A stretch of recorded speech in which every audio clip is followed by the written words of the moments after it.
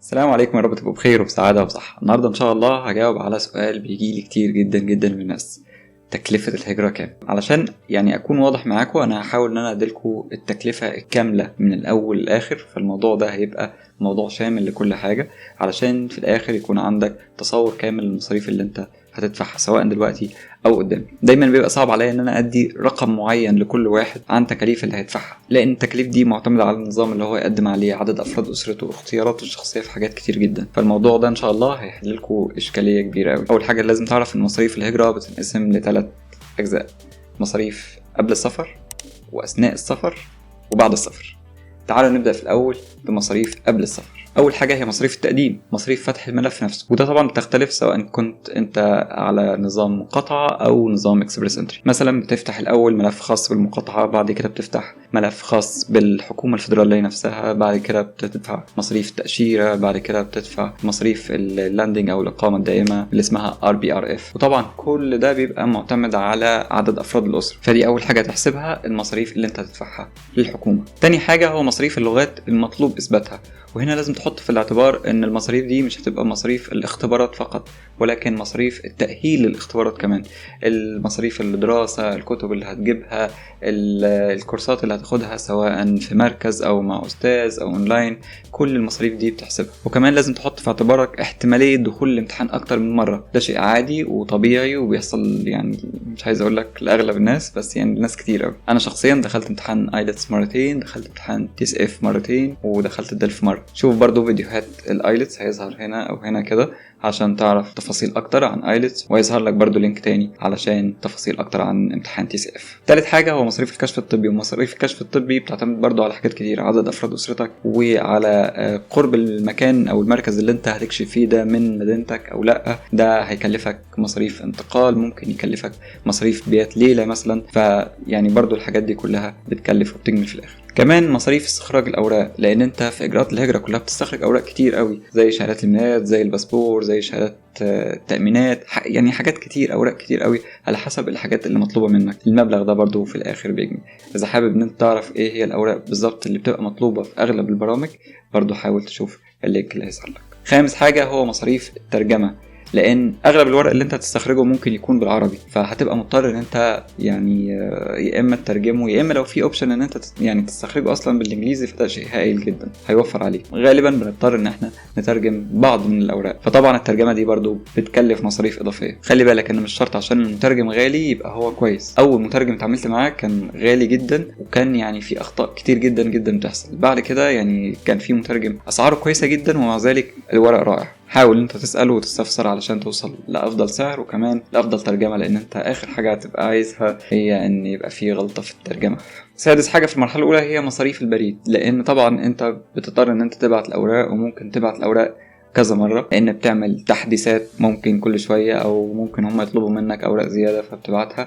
أنا بعت حوالي فوق 10 مرات، وكل مرة كانوا تقريبا 200 جنيه أو أكتر، مبلغ برضو في الآخر. طبعا المصاريف بتبقى على حسب اختيارك للبريد، هل هتبقى بالبريد العادي، ودي طبعا حاجة أنا منصحش بيها أبدا أبدا أبدا تحت أي ظروف، والبريد المسجل زيه بالظبط، يا إما تختار البريد السريع الوطني على حسب الدولة اللي أنت فيها، يا إما شركة من شركات الشحن زي فيدكس، زي DHL أو غيره. سابع حاجة هي مصاريف إضافية ممكن بعض الناس تدفعها لمحامين الهجرة. طبعا الهجرة لكندا المحامين فيها مش إجباريين، فأنت مش مضطر إن أنت تستعين بمحامي هجرة، لكن إذا حابب حاسس إن أنت محتاج مساعدته ممكن طبعا تستعين بمحامي هجرة. أسعارهم بتبدأ من حوالي $3000 أمريكي. لكن خلي بالك إن في بعض الدول التانية الاستعانة فيها بمحامي أو بممثل قانوني بتبقى حاجة إجبارية. اقرأ أكتر واعرف أكتر عن الموضوع علشان تعرف هل أنت فعلا محتاج للاستعانة بمحامي أو لا. كده أول مرحلة خلصت اللي هي مرحلة ما قبل السفر. ندخل في تاني مرحلة اللي هي مرحلة السفر.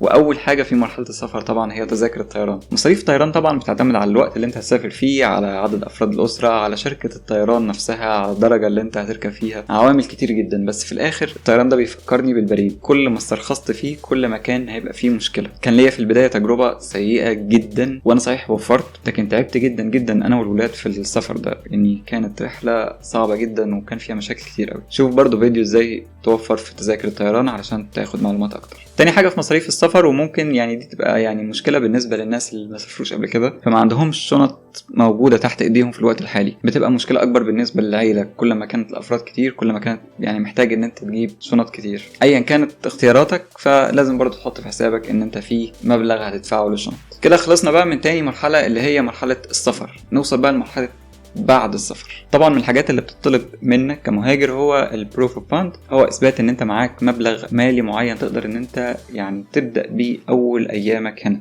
غالبا المبلغ ده بيكفيك انت واسرتك لحوالي 3 شهور. المبالغ دي ما بتتاخدش منك، لكن هما بيتاكدوا ان هي موجوده معاك وبيسالوك عنها في المطار. لكن في الحقيقه سواء اتطلبت منك او ما اتطلبتش منك او اتسالت عليها او ما اتسالتش عليها، انت محتاجها فعلا علشان تبدا بيها اول ايامك هنا. فاول حاجه هتصرف فيها هو السكن والتاسيس. فممكن اختيارك الاول يبقى في فندق، في موتيل، في اي حته مؤقته لحد ما تقدر ان انت تاجر شقه. بس خلي بالك من حاجه، ان انت برضو في الاول بتبقى محتاج عنوان علشان يتبعت لك عليه كل الاوراق الرسميه والكروت الرسميه. فانت حاول بسرعه ان انت تنقل في شقه او مكان ناجره لمده 3 شهور مثلا علشان الاوراق توصل لك عليها. ده توفير للوقت وتوفير للفلوس كمان. ممكن تشوف فيديو الايجار الشقق وشرائها في كندا علشان تعرف معلومات اكتر. تاني حاجه هو موضوع الاكل والشرب، والموضوع ده في ناس كتير بتقع فيها. وتخيلوا مع ان الموضوع ظاهر ان هو موضوع تافه، لكن هو فعلا مكلف جدا لبعض الناس اللي ما بتاخدش بالها. لو نزلت في مكان من غير اكل، فندق او موتيل، من غير ما تحجز وجبات اكل، فانت هتضطر ان انت تدبس نفسك في اكل بره. اغلب الفنادق والموتيلز بتبقى موجوده في الداون تاون، والمطاعم اللي حوالين المكان ده بتبقى غاليه. فانت لو معاك اسرتك فانت يعني اتدبست تدبيسه حلوه لحد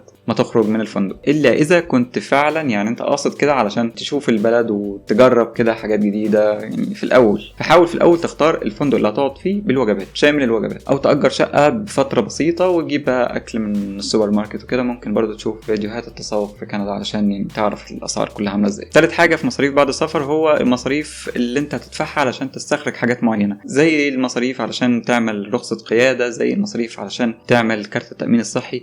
مجموعة من المصاريف حاجات بسيطة جدا، بس برضو علشان تعرفهم كلهم شوف فيديو أول 10 حاجات تعملها أول ما توصل كندا. وما تقلقش المصاريف دي كلها بتبقى حاجات يعني بسيطة خالص. بالإضافة لكل الكلام ده بيبقى في حاجات أنا ما اتكلمتش عنها، زي موضوع النثريات ده. موضوع النثريات ده ممكن يبقى مواصلات بسيطة، معرفش إيه، سناكس، حاجات كده، لكن دي حاجات يعني مستحيل إن أنت تحسبها. كمان في حاجات بتبقى على حسب الظروف، زي مثلا إن أنت نزلت في الشتاء فبتضطر إن أنت تروح تشتري لبس شتوي خاص بالجو الجميل اللي احنا فيه. يعني أنا بكلمكم النهارده ودلوقتي درجة الحرارة بره -35، فيعني ربنا يعين اللي جاي في الوقت ده طبعا يعني تبقى صعب عليه. كمان في بعض التكاليف زي تكاليف العربية، مثلا واحد مع أسرة وعايز في الأول كده يبقى معاه عربية، أو واحد جاي مش عايز عربية عايز المواصلات. كل دي يعني الفيديوهات عمالة بتظهر لكم فوق، تعرفوا معلومات عنها، تعرفوا تدخلوا على النت تدوروا على ايه بالظبط، تعملوا جدول وتقسموه زي التقسيمة اللي كلمتكم عنها دلوقتي، قبل السفر، أثناء السفر، وبعد السفر. وساعتها انت هتعرف